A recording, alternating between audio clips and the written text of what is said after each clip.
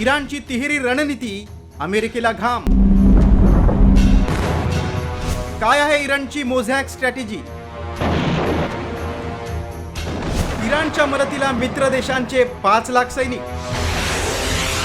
America इस्रायलनं इराणवर 4 दिवसांपासून हल्ले सुरू केले. इराणचे सर्वोच्च नेते आयातुल्ला खामेनींच्या मृत्यूनंतर संतापलेल्या इराणच्या लष्करानं 3 फेज युद्धनीती अवलंबली. अमेरिका आणि इस्रायलला जमिनीवरील लढाई सहज सोपी नसेल अशा पद्धतीनं इराणनं आपल्या संरक्षण धोरणात बदल केले. यानुसार मोझॅक डिफेन्स सिस्टीम अराजकतेच्या परिस्थितीला तोंड देण्यासाठी डिझाईन करण्यात आली. या रणनीती अंतर्गत IRGCला 31 वेगवेगळ्या युनिट्समध्ये विभागण्यात आले. एक तेहरानसाठी आणि उर्वरित 30 वेगवेगळ्या प्रांतांसाठी. प्रत्येक युनिटच्या कमांडरकडे सामरिक शक्ती असेल आणि ते स्वतःचे निर्णय घेण्यास स्वतंत्र असतील. हे कमांडर स्वतः ठरवू शकतात की क्षेपणास्त्र किंवा ड्रोन सोडायचे, गनिमी युद्ध करायचं की थेट युद्ध करायचं.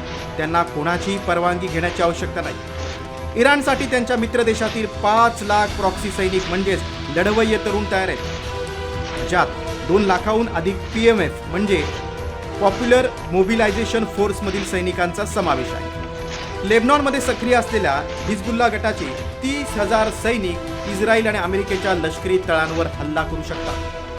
25,000हून अधिक हमास सैनिक इस्रायलमध्ये विनाश घडवण्यासाठी सज्ज आहेत. इराणची रणनीती स्पष्ट आहे. प्रथम शत्रूला आंधळ करा, नंतर त्यांचं संरक्षण कमकुवत करा आणि शेवटी त्यांना मोठ्या हल्ल्यानं पराभूत करा. या 3 टप्प्यांच्या योजनेला ब्लाइंड, डेप्लेट आणि ओव्हरव्हेलेम असं म्हणतात. अमेरिकेच्या हल्ल्यात सर्वोच्च नेते आयातुल्ला अली खामेनी, IRGCचे कमांडर आणि इतर अनेक वरिष्ठ नेते मारले गेले.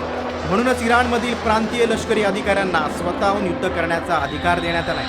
ही रणनीती इराणला युद्धात किती यश मिळवून देते हे येत्या काही दिवसात कळेलच. ब्युरो रिपोर्ट, साम TV न्यूज.